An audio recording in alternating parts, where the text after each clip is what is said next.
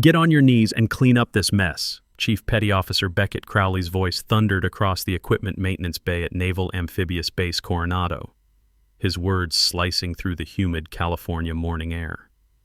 Marlo Kincaid, a 34-year-old woman with shoulder-length auburn hair pulled back in a practical ponytail, knelt silently on the concrete floor, her small frame dwarfed by the towering Navy SEALs surrounding her. Her faded blue maintenance coveralls bore no unit patches, no rank insignia, nothing to suggest she belonged among these elite warriors preparing for their morning training rotation. The cleaning bucket beside her contained standard-issue supplies: industrial-strength floor cleaner, worn rags, and a mop that had seen better days. But as she positioned herself to begin scrubbing, something caught the trained eye of those watching closely. Her movements possessed an economy of motion that spoke of discipline, a precision that seemed almost military in nature. Marlo glanced at her watch, a simple digital timepiece that most would dismiss as ordinary. 42 minutes, 17 seconds. She counted silently, her internal chronometer tracking time with an accuracy that would have impressed a submarine navigator. The slight furrow in her brow suggested she was calculating something far more complex than a maintenance schedule. The equipment bay buzzed with activity as 25 Navy SEALs went about their pre-training preparations.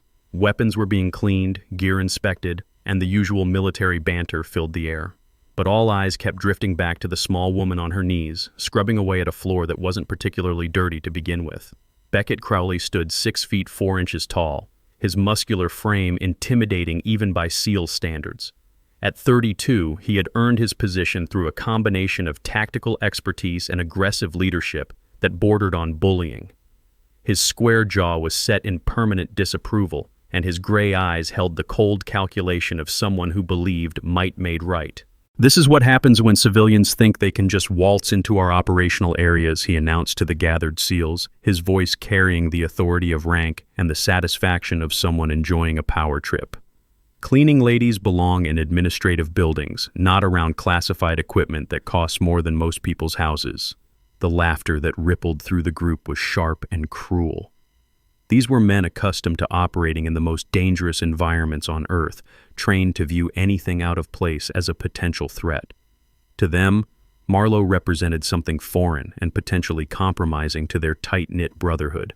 Petty Officer Camden Doyle, 24 years old with the kind of California surfer good looks that made him popular on social media, pulled out his phone and began recording. His followers on various platforms knew him as the SEAL who documented the behind-the-scenes reality of elite military training.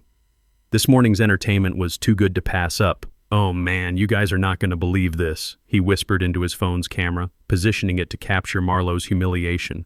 "Some janitor grandma just wandered into our equipment bay and Chief Crowley is making her clean the floor on her hands and knees. This is what happens when civilians don't respect military boundaries." The comments began flooding in immediately. Viewers from around the world watched as the small woman continued her methodical cleaning, apparently oblivious to the mockery surrounding her. But Camden's followers couldn't see what some of the more observant SEALs were beginning to notice. If this opening scene makes your blood boil watching how they're treating her, smash that like button and subscribe to see how this story unfolds. Trust me, you won't want to miss what happens next. Senior Chief Landon Mercer, 38 years old and one of the most experienced operators in the unit, watched from his position near the weapons rack. Unlike his younger colleagues, he had served long enough to recognize that appearances could be deceiving. Something about the way Marlo organized her cleaning supplies caught his attention. The bottles were arranged in perfect parallel lines, each tool positioned at precise angles, the kind of obsessive organization that was drilled into military personnel through years of inspections and field operations. Meanwhile, Petty Officer Reese Whitman stood quietly in the background, his 27-year-old face showing none of the amusement that animated his teammates. Where others saw entertainment, he saw something that made him uncomfortable. There was a dignity to the way Marlo carried herself despite the degrading situation, a calm professionalism that reminded him of senior NCOs he had served under in Iraq. Beckett wasn't finished with his performance. He walked closer to where Marlo worked, his combat boots clicking against the concrete with theatrical precision. "I want this entire floor spotless," he declared, gesturing expansively at an area that was already clean enough for a white glove inspection. Military equipment demands military standards, and civilians clearly don't understand what that means. Marlowe continued scrubbing without looking up, her breathing steady and controlled. But those watching closely might have noticed that her technique was flawless. Every stroke of the rag covered maximum surface area with minimum effort, her body positioned to maintain balance and leverage despite the awkward position. These were the movements of someone who had performed manual labor before, but with a precision that suggested much more extensive training. The morning sun streamed through the bay's high windows, casting long shadows across the polished concrete floor. The temperature was already climbing toward what promised to be another scorching Southern California day, but the real heat was coming from the social dynamics playing out between the towering SEALs and the diminutive woman they had cornered. Lieutenant Grayson Lyle entered the bay carrying his morning coffee, the 29-year-old officer immediately assessing the situation with the sharp analytical mind that had earned him respect among the enlisted SEALs. Unlike many officers, Grayson had proven himself in combat before accepting his commission, and his tactical knowledge was considered encyclopedic by his peers. "What's the situation here, Chief?" he asked, though the scene before him was self-explanatory. His tone carried the casual authority of someone accustomed to being briefed on everything that happened in his area of responsibility. "Sir, we have a civilian contractor who was found in the equipment bay without proper supervision," Beckett replied, his voice taking on the crisp formality required when addressing an officer. "I'm ensuring she understands the importance of maintaining proper security protocols in classified areas." Grayson nodded, but his engineer's mind was already analyzing details that others missed. The woman's cleaning supplies were arranged with mathematical precision, her movements economical and purposeful. Most civilians would have shown signs of stress or intimidation by now, but she continued working with the kind of calm focus that he associated with professional operators. The equipment bay fell into a rhythm of casual cruelty. SEALs would walk past Marlowe's work area, making loud comments about security breaches and civilian contractors who didn't know their place. Camden continued his live stream, providing running commentary for his growing audience. The woman on the floor became a focal point for group bonding through shared superiority. But Petty Officer Keaton Winslow was growing impatient with the passive nature of the entertainment. At 26, he possessed the kind of intimidating physical presence that had served him well in close-quarters combat. His broad shoulders and thick arms were covered in tattoos that told stories of deployments to places that didn't officially exist. Where Beckett used words as weapons, Keaton preferred more direct approaches. "Excuse me, ma'am," he said, his voice dripping with false politeness as he approached Marlowe's position. "I think you missed a spot right about here." As he spoke, he kicked the cleaning bucket, sending soapy water cascading across the floor and soaking through Marlowe's coveralls. "Oops," he continued with mock concern. "Should have been more careful about where I was walking. Guess you'll have to start all over again. Hope you brought extra clothes, because you're going to be here a while." The laughter from the gathered SEALs was louder this time, feeding off the escalating humiliation. Several pulled out their own phones to record the woman's reaction. This was the moment they expected her to break, to demand to speak to a supervisor, to show the kind of civilian weakness that would justify their treatment.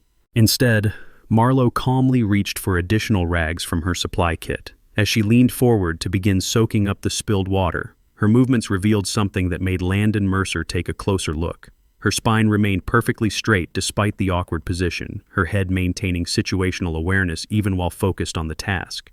When she shifted to reach the far edge of the spill, her body moved with the fluid efficiency of someone trained in close-quarters combat.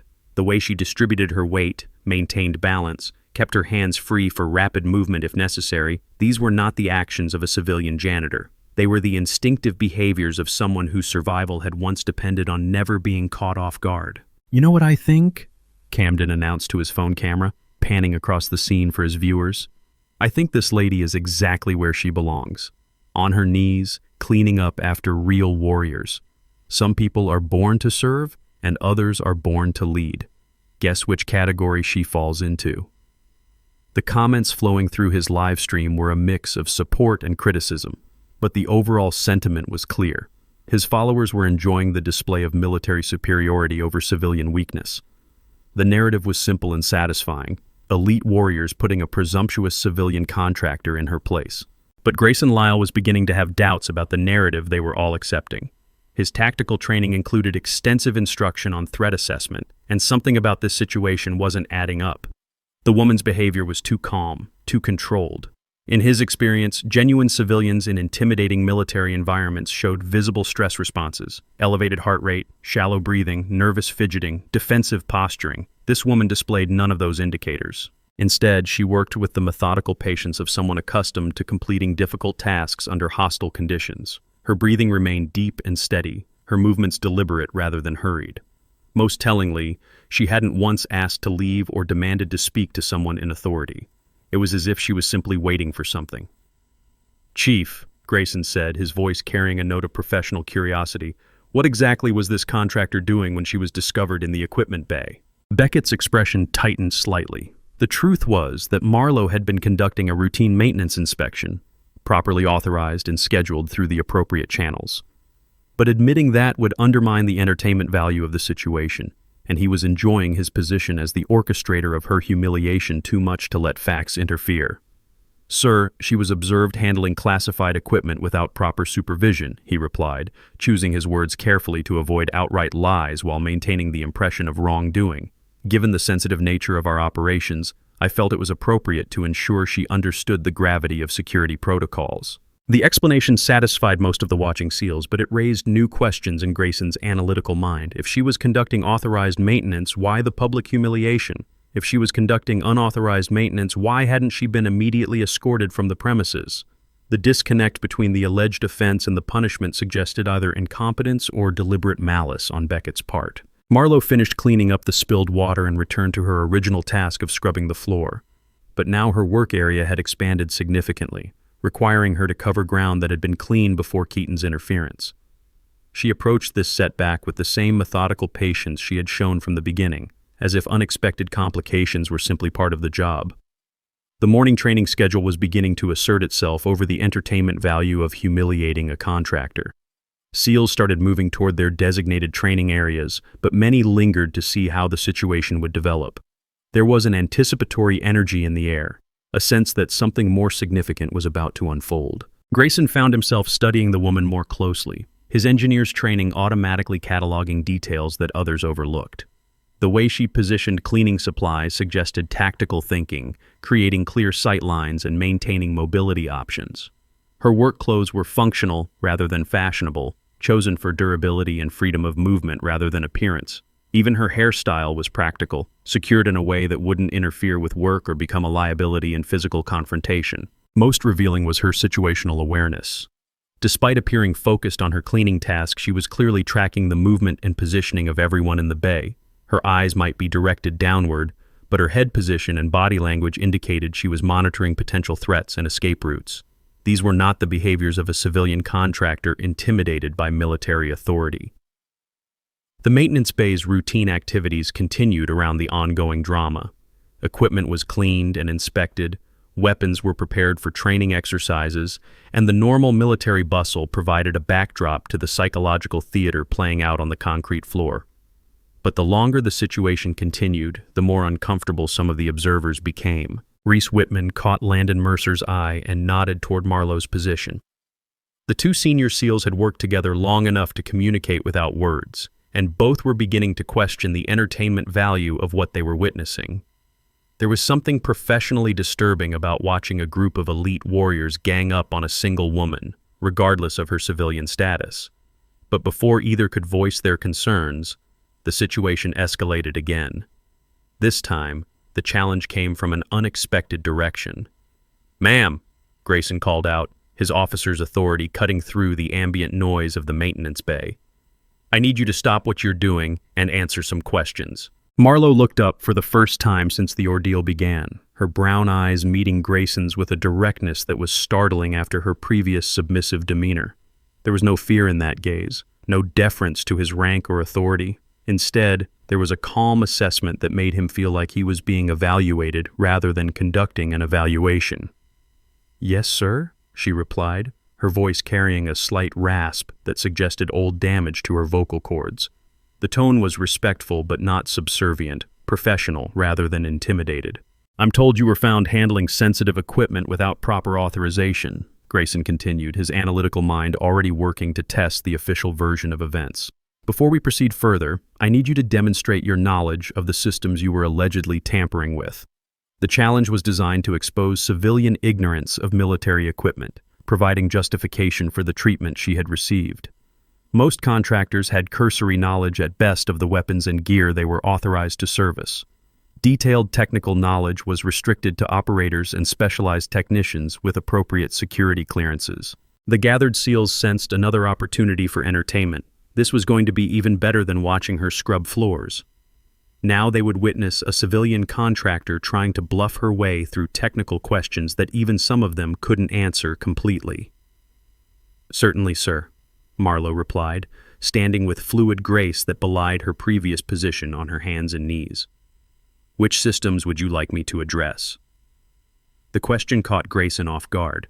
He had expected nervous evasion or outright admission of ignorance. Instead, she was volunteering to be tested on her knowledge.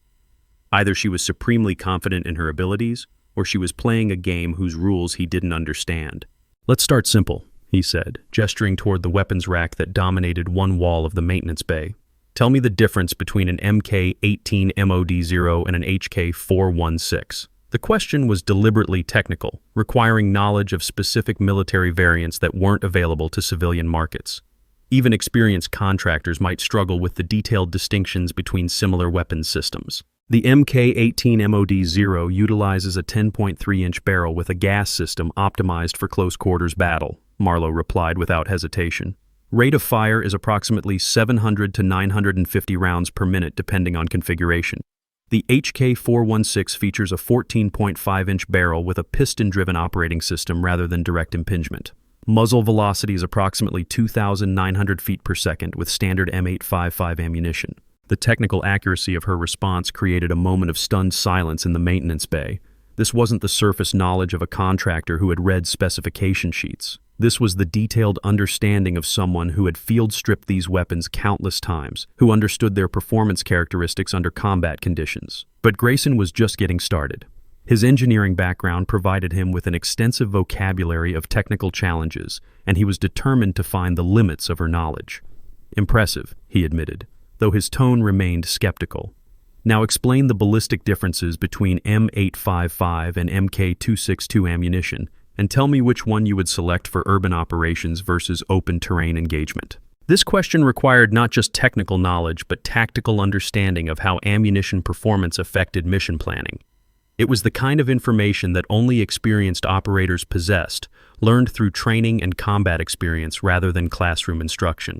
"M855 is optimized for penetration and long-range accuracy," Marlowe replied, her voice maintaining the same calm professionalism. "Effective range approximately 600 meters in trained hands. MK262 is designed for enhanced terminal ballistics at shorter ranges, with better performance against barriers commonly encountered in urban environments. For urban operations, I would select MK262 for its superior stopping power and reduced overpenetration risk. Open terrain engagements would favor M855 for its trajectory stability and wind resistance at extended ranges." The maintenance bay had gone completely quiet. Even Camden had stopped his live streaming, sensing that the dynamic of the situation was shifting in ways his viewers wouldn't understand.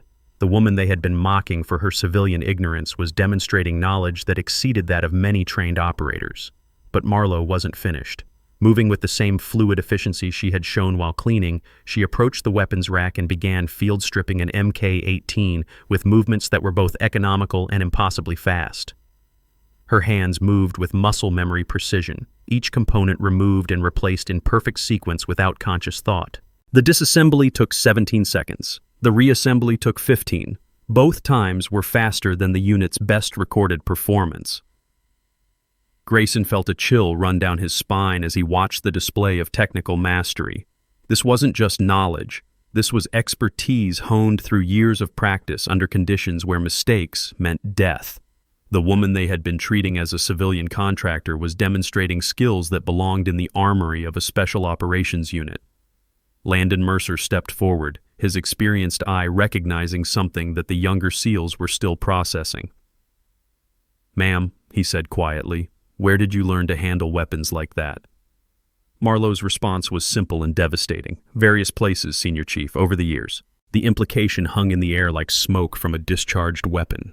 Various places over the years was military shorthand for classified deployments to locations that didn't appear on official records. It was the kind of evasive answer that operators gave when discussing missions that remained secret long after the shooting stopped. For the first time since the ordeal began, Beckett Crowley looked uncertain. His bullying had been predicated on the assumption that he was dealing with a helpless civilian who deserved whatever treatment the SEALs chose to dish out. But the woman standing before them was demonstrating capabilities that suggested a very different background.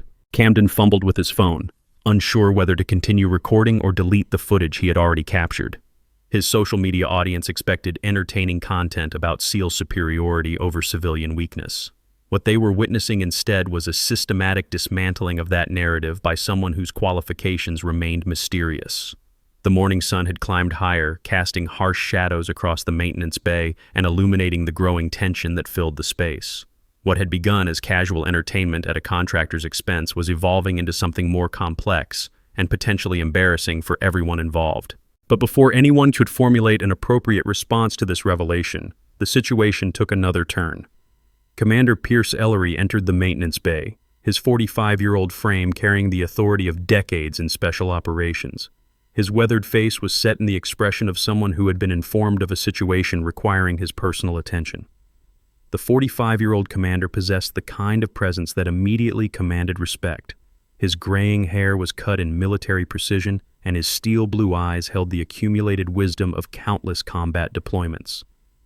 When Commander Ellery entered a room, conversation stopped and personnel stood straighter without conscious thought. "What exactly is happening here?" His voice carried across the maintenance bay with the authority of absolute command. The question was directed at everyone and no one, a demand for explanation that would determine how the rest of this morning proceeded. Beckett snapped to attention, his earlier confidence evaporating in the face of command scrutiny. "Sir, we discovered an unauthorized civilian contractor in the equipment bay. I was ensuring she understood proper security protocols." The explanation sounded weak even to Beckett's own ears, and Commander Ellery's expression suggested he found it insufficient. His eyes moved systematically around the bay, taking in the cleaning supplies, the assembled SEALs, and finally settling on Marlowe herself. "Ma'am," the commander said, addressing her directly, "I need to see your identification and authorization documents. All of them. Now." The request carried the weight of base security and potential criminal charges. Civilian contractors found in restricted areas without proper authorization faced serious consequences, including permanent banishment from military installations and potential prosecution under federal law. Marlowe nodded calmly and reached into her coverall pocket, withdrawing a worn leather wallet that had clearly seen years of hard use. The leather was supple and dark with age, bearing the kind of patina that came from constant handling in environments where proper documentation could mean the difference between access and arrest. She opened the wallet with the practiced efficiency of someone accustomed to providing identification under scrutiny, extracting several documents in a specific order that suggested familiarity with military bureaucracy. Her movements remained calm and professional, showing none of the nervous energy that civilians typically displayed when confronted by high-ranking military authority. Have you ever been in a situation where someone completely underestimated your abilities? Drop a comment below and tell me about a time when you proved the doubters wrong. I read every single one and want to hear your story. But as Commander Ellery examined her credentials, his expression began to change. The routine verification he had expected to perform was revealing information that didn't match the simple narrative of a civilian contractor caught out of bounds. His eyes moved from the documents to Marlowe's face and back again, cross-referencing details that were raising more questions than they answered. The maintenance bay held its collective breath as the commander continued his review. Whatever he was discovering in those documents was significant enough to give him pause, important enough to warrant careful consideration rather than immediate action. Meanwhile, Marlowe waited with the patient stillness of someone accustomed to military inspections and security reviews. Her posture remained relaxed but alert, hands visible and non-threatening, breathing steady and controlled.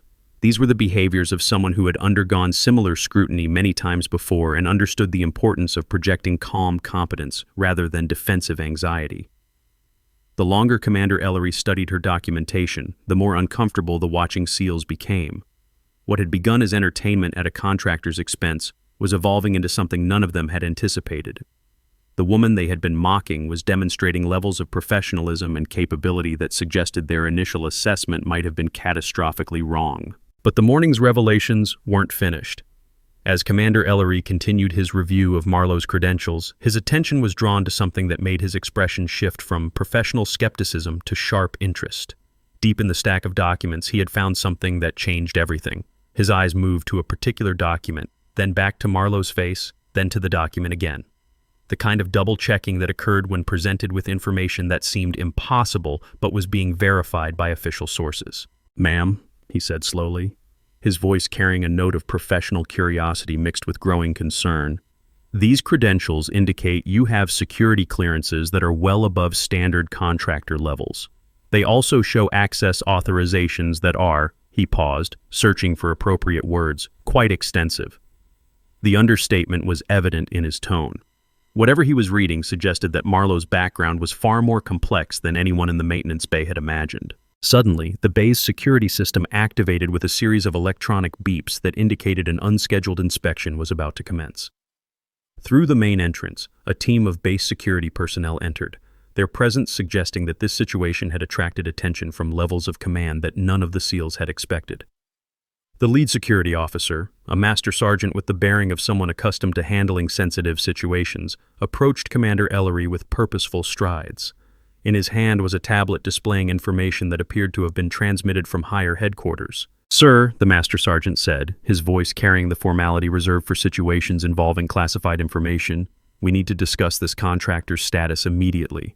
There are some irregularities that require command attention." The word irregularities sent a chill through the assembled SEALs. In military parlance, irregularities involving security clearances and contractor access could indicate anything from administrative errors to potential espionage. The entertainment value of the morning's activities was rapidly being replaced by the possibility of serious consequences for everyone involved. Commander Ellery accepted the tablet and began reviewing its contents, his expression growing increasingly grave as he processed the information. Whatever the security review had uncovered was significant enough to warrant immediate action and careful consideration of next steps.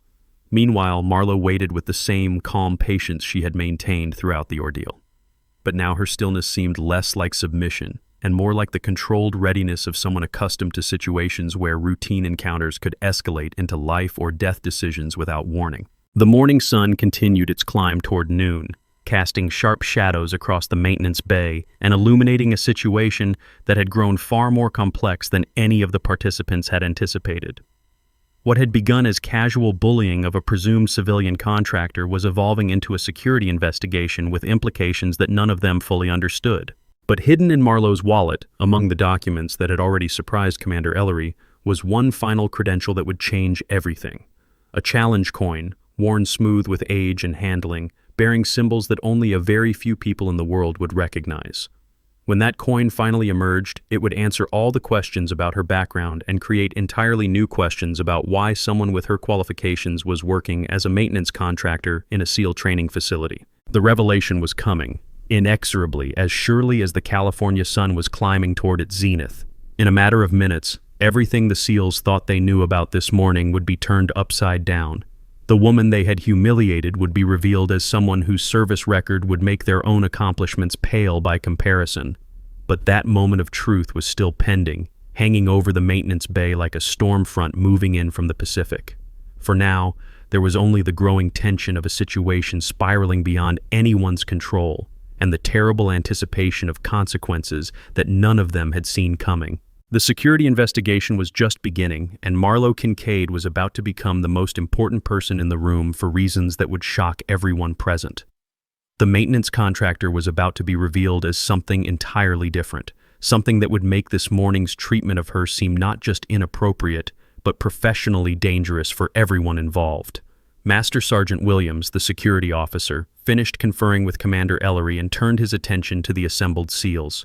His expression was grave, bearing the weight of someone who had uncovered information that complicated what should have been a simple situation. "Gentlemen," he announced, his voice carrying across the maintenance bay with official authority, "I need everyone to understand that this situation is now under formal investigation. Any recordings or documentation of this morning's activities need to be secured immediately."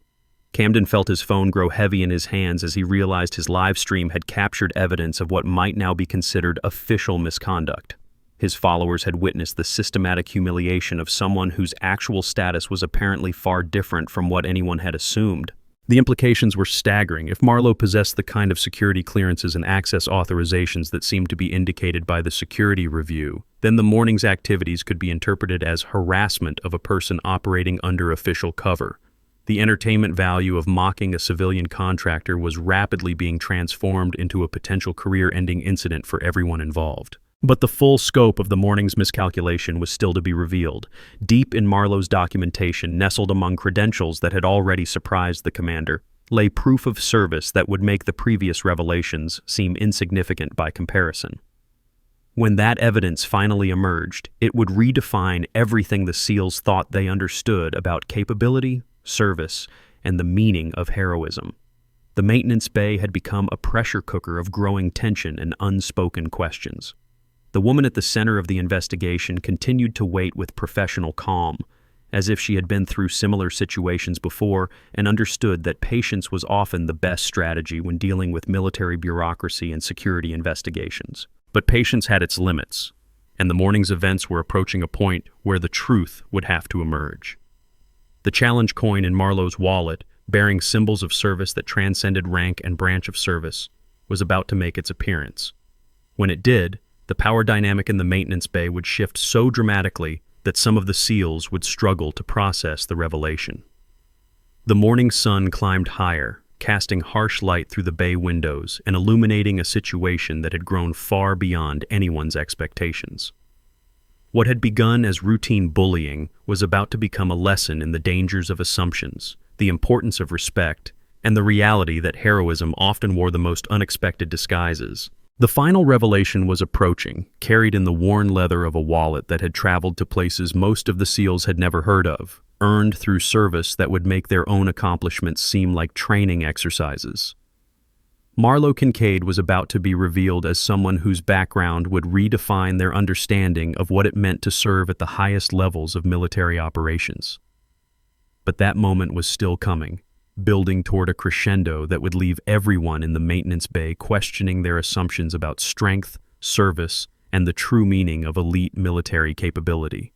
The silence in the maintenance bay stretched like a taut wire as Master Sergeant Williams conferred quietly with Commander Ellery, their voices too low for the assembled SEALs to hear, but their body language suggesting the discovery of information that was both significant and problematic. The tablet in Williams' hands displayed data that was clearly causing both men to reassess everything they thought they understood about the morning's events. Marlowe remained exactly where she had been, her posture unchanged despite the growing scrutiny. The calm patience she displayed might have seemed like resignation to those who didn't recognize it, but to trained observers, it carried the hallmark of someone accustomed to high-stakes situations where remaining steady under pressure was a survival skill rather than a personality trait. Commander Ellery finished his review of the security data and looked up, his expression carefully controlled, but carrying undertones of concern that hadn't been present when he first entered the bay. The kind of measured assessment that senior officers developed when dealing with situations that had the potential to escalate beyond local command authority. After several minutes of consultation, Master Sergeant Williams stepped back and addressed the assembled personnel with the formal bearing that indicated official pronouncement was forthcoming. His weathered face bore the expression of someone who had seen enough military investigations to recognize when a routine incident had evolved into something requiring careful handling. "Ladies and gentlemen," Williams announced, his voice carrying the authority of base security, "our preliminary investigation has revealed that this contractor's credentials are not only legitimate, but indicate access authorizations that are significantly above standard commercial levels. The fingerprint evidence initially cited as suspicious has been verified as resulting from authorized maintenance activities conducted within proper protocols." The revelation hit the maintenance bay like a physical force. Beckett Crowley's face went through a rapid series of expressions as the implications sank in. The civilian contractor he had been humiliating for the past hour wasn't just authorized to be in the equipment bay, she was authorized to be handling systems that many of the SEALs themselves couldn't access without supervision. Camden Doyle felt his stomach drop as he realized that his live stream had documented what was now clearly harassment of someone conducting legitimate work under proper authority. His followers had witnessed him mocking a person whose actual qualifications appeared to exceed his own, and the recorded evidence was sitting in his phone like an unexploded bomb waiting to destroy his career. Keaton Winslow found himself staring at the woman he had deliberately humiliated, trying to reconcile her apparent civilian status with credentials that suggested a background far more complex than any of them had imagined. The kick that had sent her cleaning bucket flying now seemed less like justified authority and more like unprovoked assault on someone who had been doing her job professionally despite their interference. But Commander Ellery wasn't finished with his assessment. His experienced eye was cataloging details about Marlowe that the younger SEALs had missed, behavioral indicators that were raising questions beyond mere contractor authorization. The way she maintained situational awareness while appearing focused on other tasks, her economical movement patterns, the professional calm she displayed under hostile scrutiny, all pointed to training that extended well beyond civilian contractor standards. "Ma'am," the commander said, addressing Marlowe directly, "I apologize for the confusion regarding your authorization status. However, I need to understand why someone with your apparent level of clearance is conducting basic maintenance tasks without proper liaison with unit leadership." The question carried deeper implications than its surface suggested. Personnel with high-level security clearances didn't typically perform routine maintenance unless there were operational reasons that weren't immediately apparent.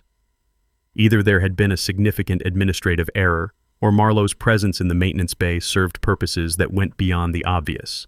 Marlowe's response was measured and professional, delivered with the kind of precise brevity that characterized military communication. "Sir, my current assignment parameters require me to maintain operational cover through routine activities while conducting assessment and evaluation functions that support ongoing mission requirements."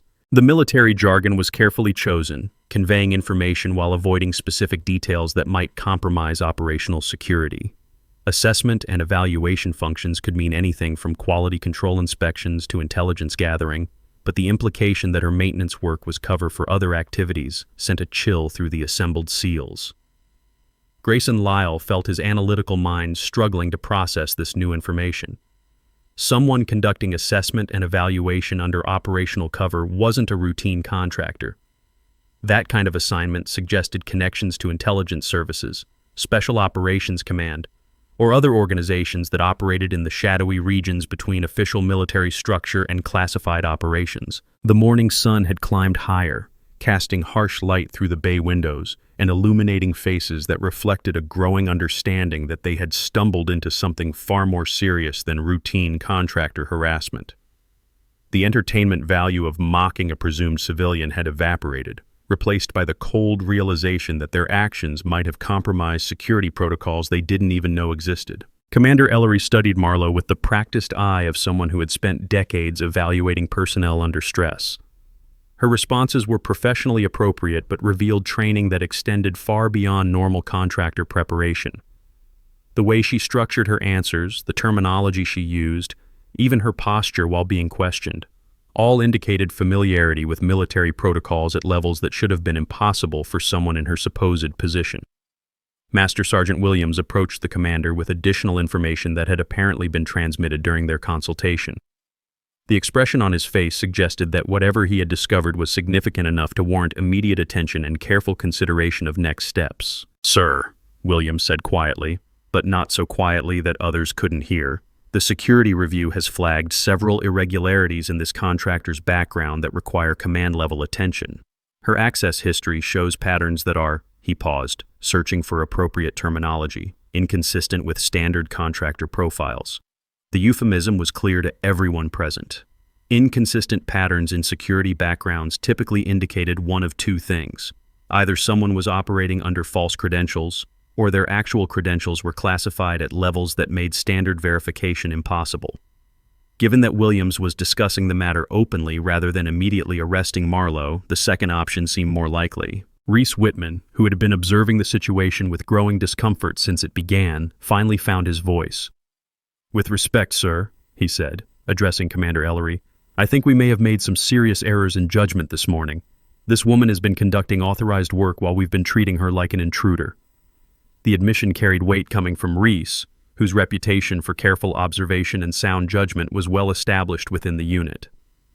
His willingness to challenge the group dynamic that had developed around Marlowe's harassment suggested that the situation had reached a point where professional integrity demanded honest assessment rather than continued denial. Landon Mercer nodded in agreement, his years of experience providing perspective that the younger SEALs were still developing. Senior Chief is right, he said, his voice carrying the authority of rank and experience. I've been watching this woman work, and nothing about her behavior suggests civilian contractor. Her situational awareness, her equipment handling, even the way she's maintained composure under pressure, all point to training that goes well beyond anything a maintenance contractor should possess. The acknowledgement from two senior NCOs created space for other members of the unit to begin questioning their assumptions about the morning's events. The group dynamic that had supported Marlowe's harassment was beginning to crack as individual SEALs started recognizing indicators they had previously overlooked or dismissed. But Commander Ellery was focused on implications that extended beyond unit dynamics. If Marlowe was operating under some form of official cover, then the morning's harassment might have compromised operational security in ways that could have serious consequences. Personnel conducting classified assessment functions relied on their cover identities remaining intact, and public humiliation could destroy months or years of careful positioning. "Ma'am," the commander said, his tone shifting to the formal courtesy reserved for situations involving potential classified operations, "I need to understand the scope of any compromise that may have resulted from this morning's activities. If your operational status has been affected, we need to implement appropriate damage control measures immediately."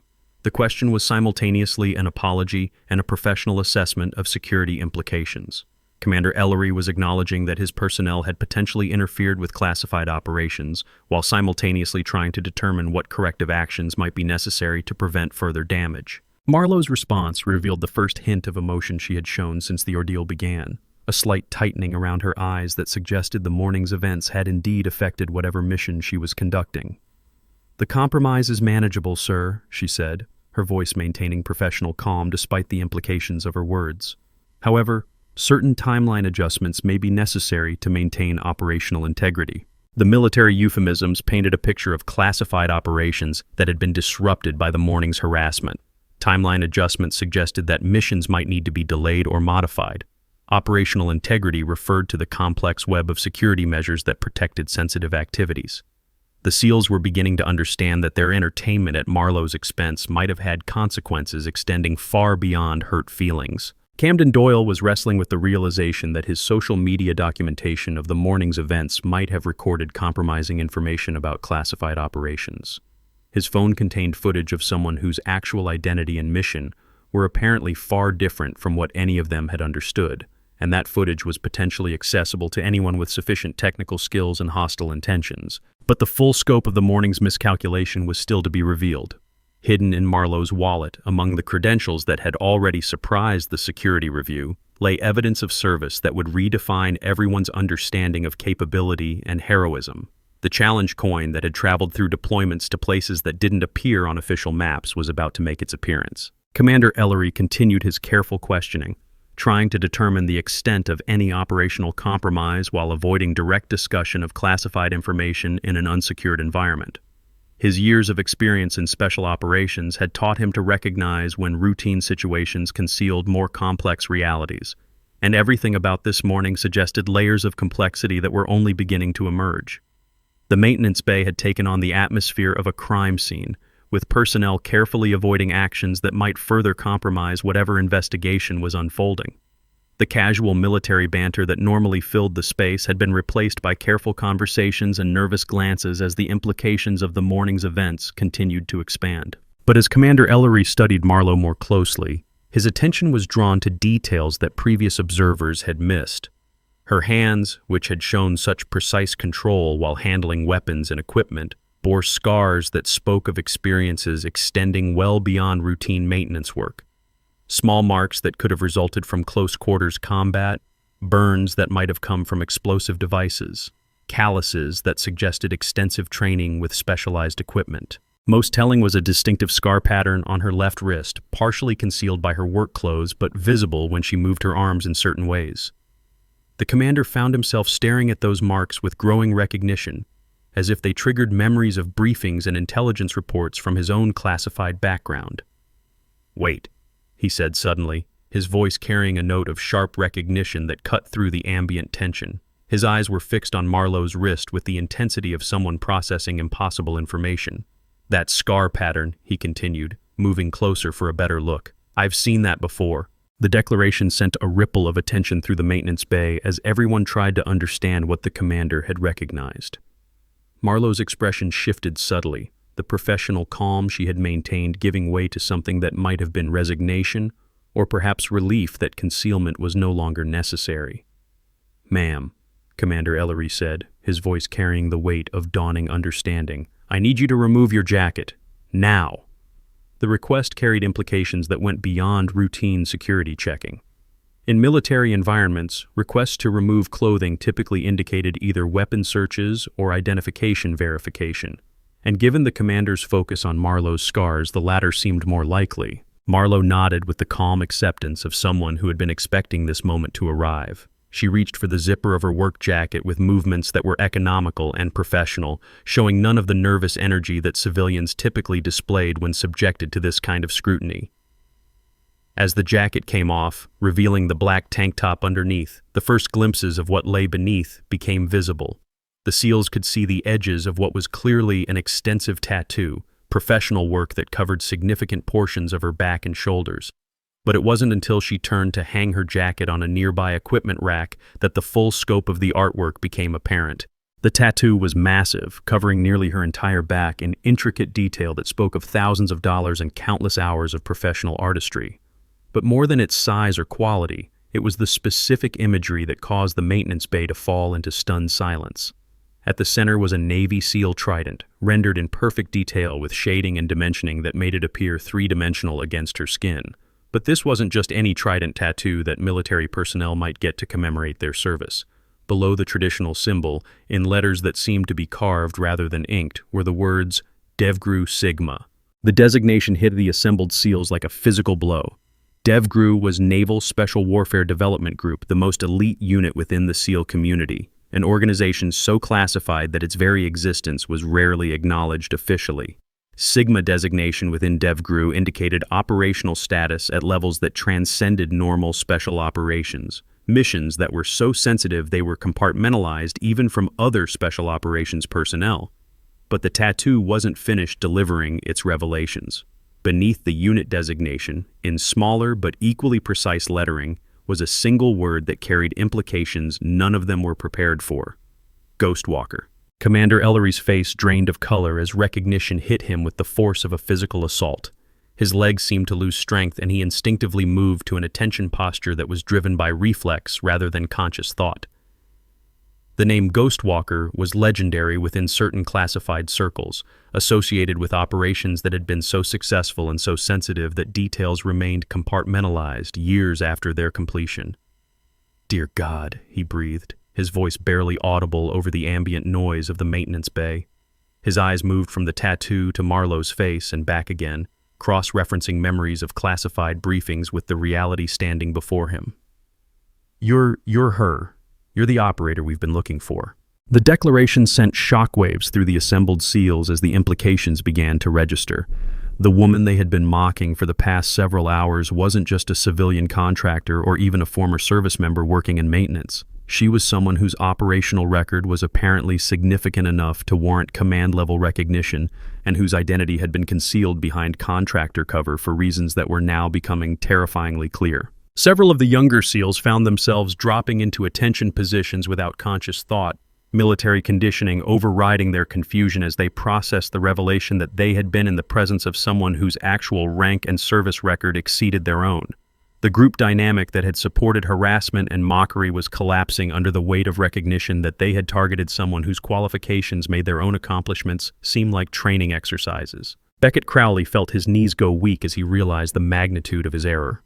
The civilian contractor he had ordered to scrub floors and subjected to public humiliation was apparently a decorated special operations veteran whose service record was classified at levels that suggested missions of national importance.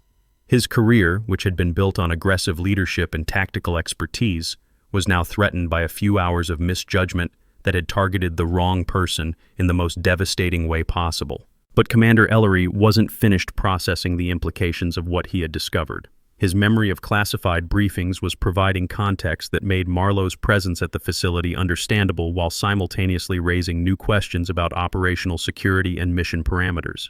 "Master Chief Marlowe Kincaid," he said, his voice carrying the formal respect reserved for personnel whose service transcended normal recognition. Naval Special Warfare Development Group. Ma'am, we didn't know.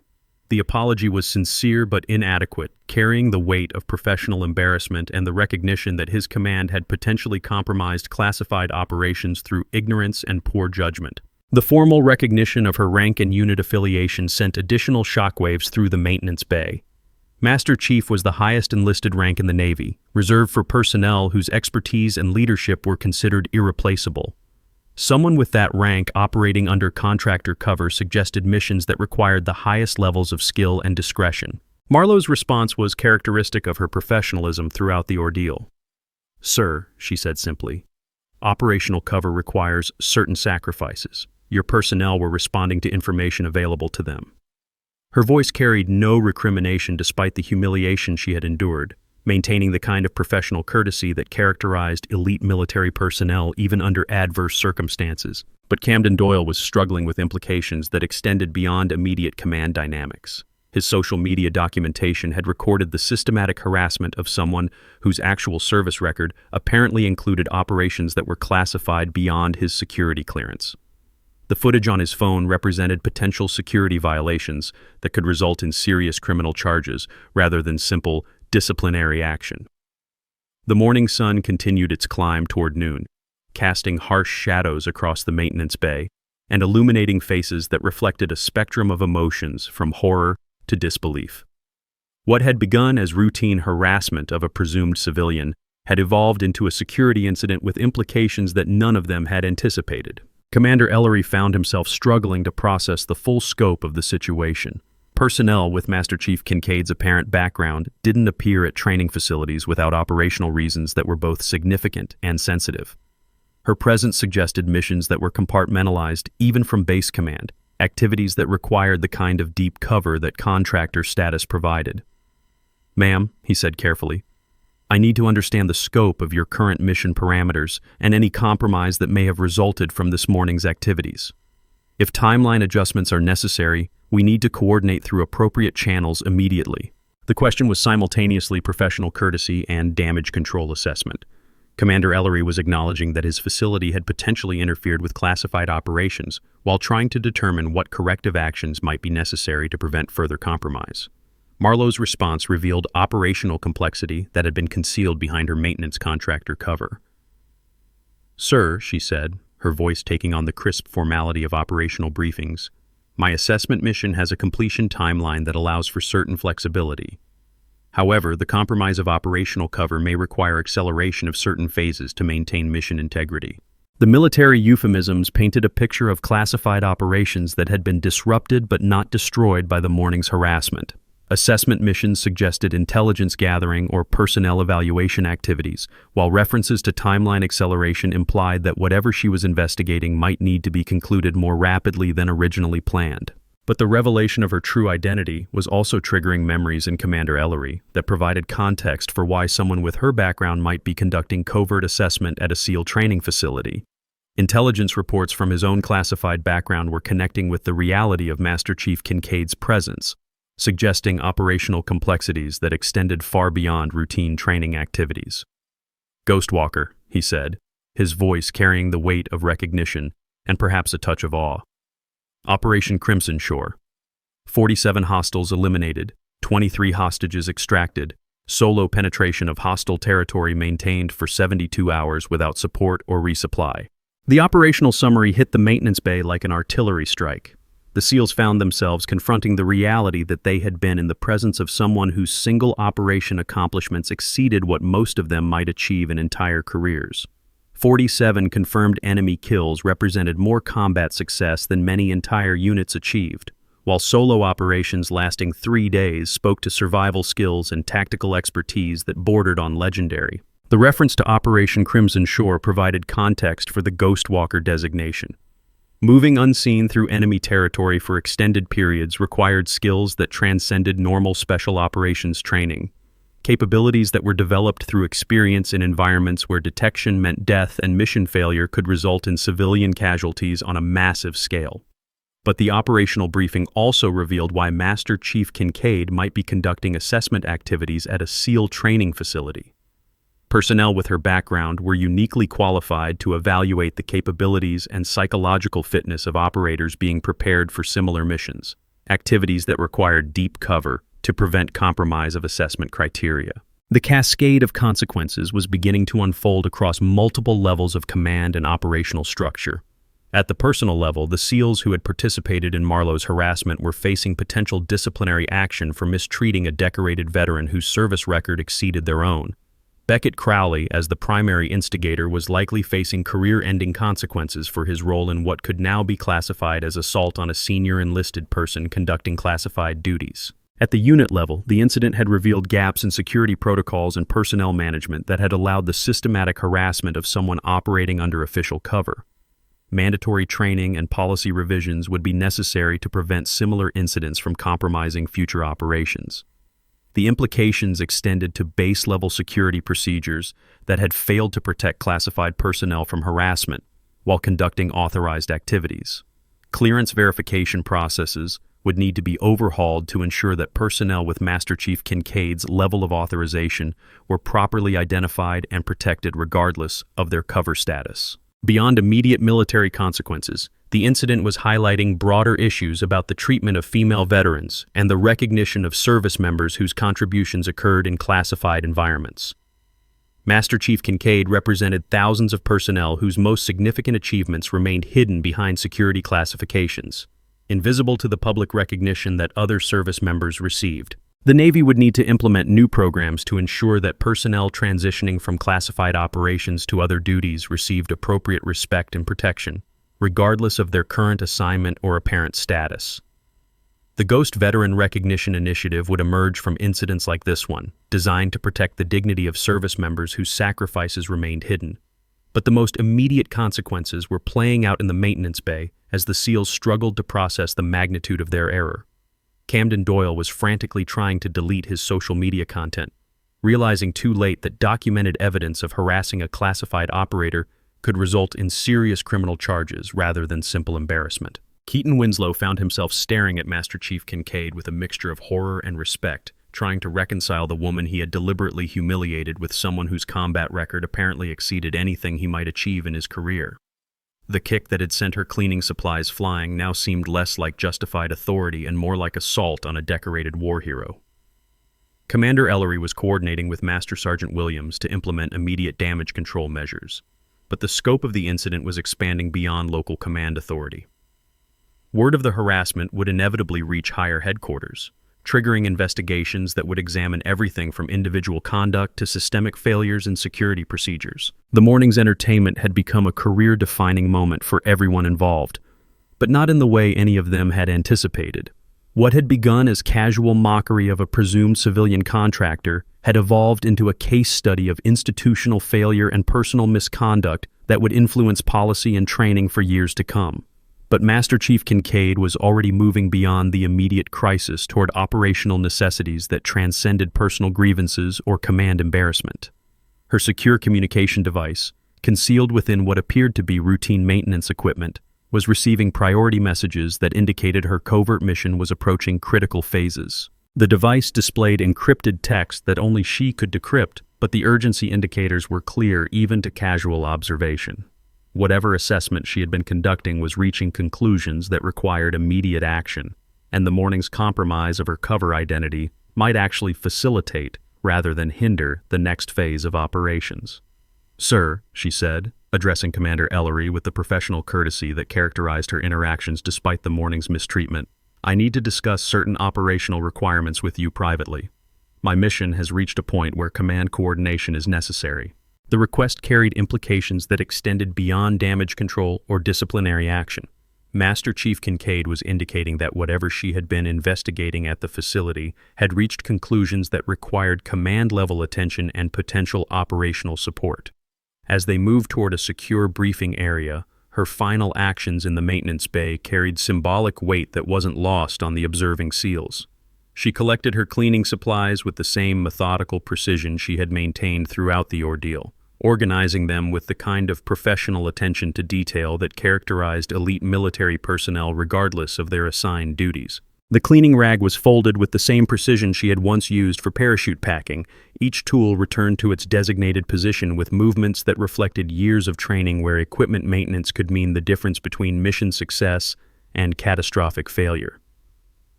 Even as a maintenance contractor, Master Chief Kincaid had maintained the professional standards that defined her actual career. But as they reached the briefing area, her secure device delivered the message that would define the next phase of operations.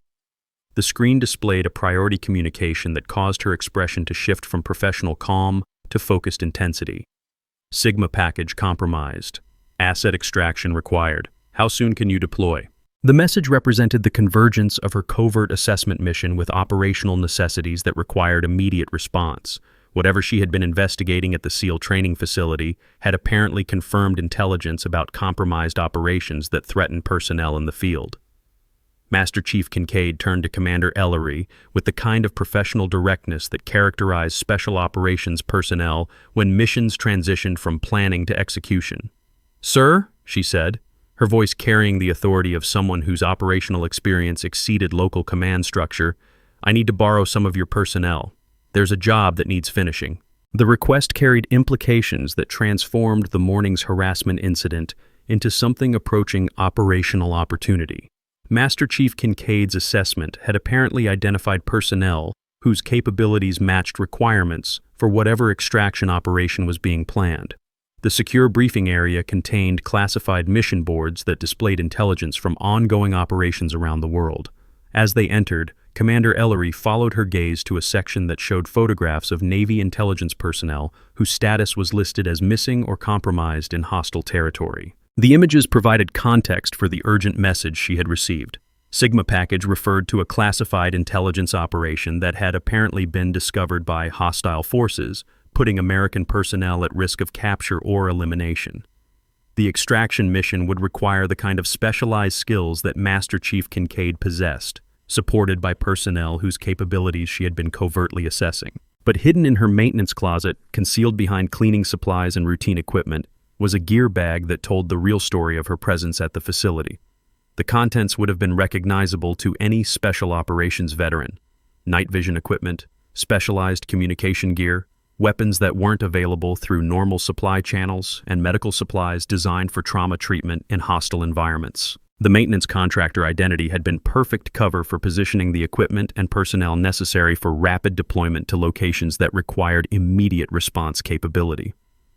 Master Chief Kincaid had been preparing for exactly this kind of mission, while simultaneously assessing which of the SEAL trainees possessed the skills and psychological resilience necessary for operations that exceeded normal parameters. As the briefing area door closed behind them, the maintenance bay was left with personnel who were still struggling to process the magnitude of their morning's error.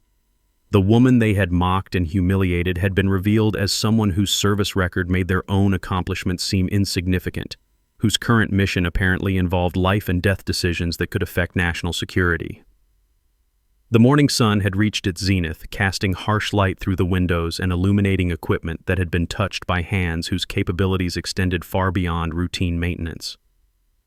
The cleaning supplies that Master Chief Kincaid had organized with such precision were testimony to professional standards that transcended assignment or apparent status. In the secure area, classified communications were coordinating a response to the Sigma package crisis, while Commander Ellery struggled to understand how his facility had become the staging area for operations that exceeded his clearance level. The morning's routine training had been transformed into something approaching a war room as personnel and equipment were positioned for deployment to locations that didn't appear on official maps. Master Chief Marlo Kincaid, callsign Ghostwalker, was returning to the shadows where her most important work had always been conducted. The maintenance contractor identity would be discarded like the cover story it had always been, replaced by operational parameters that required capabilities developed through years of missions that remained classified long after their completion. The most dangerous warriors often hide in plain sight, wearing the uniforms of janitors and maintenance workers, while preparing for battles that determine the fate of operations and personnel in hostile territory around the world. The morning's revelation had proven that heroism doesn't require recognition, that the most critical missions are often conducted by people whose greatest achievements remain invisible to those they protect.